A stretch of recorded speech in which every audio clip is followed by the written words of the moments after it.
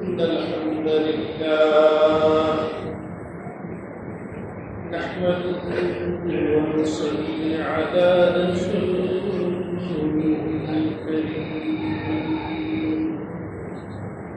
أما بعد فأعوذ بالله من الشيطان الرجيم. بسم الله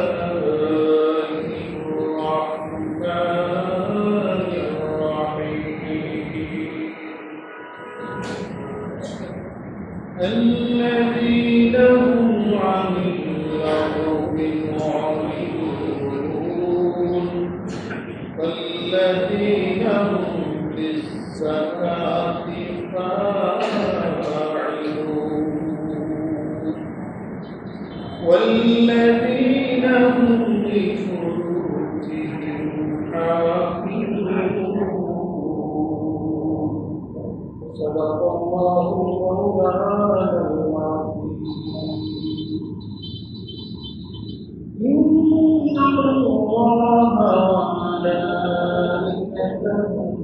يصلون على النبي يا أيها الذين آمنوا صلوا عليه وسلموا تسليما. اللهم سيدنا محمد وعلى آله سيدنا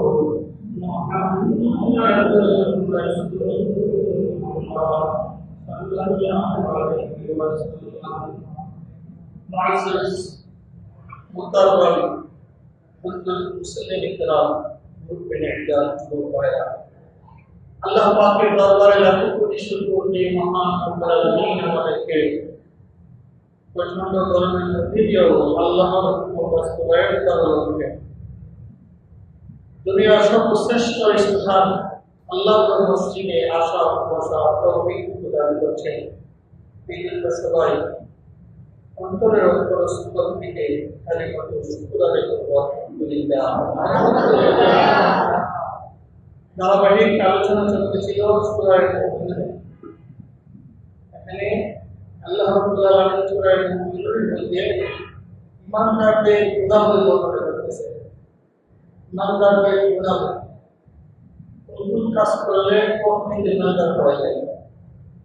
শুধু ইমানদার না, সর্বশ্রেষ্ঠ ইমানদারদের সর্বশ্রেষ্ঠ পক্কা আলা দরজা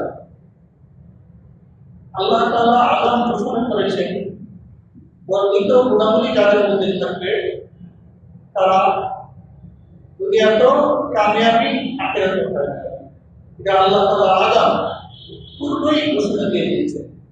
তবে শর্ত হলো কি, সূরা মুমিনুনের মধ্যে যে সমস্ত গুণাবলী আল্লাহ তাআলা বর্ণনা করতেছে, ওই গুণাবলীগুলো আপনি আমার মধ্যে থাকতে হবে।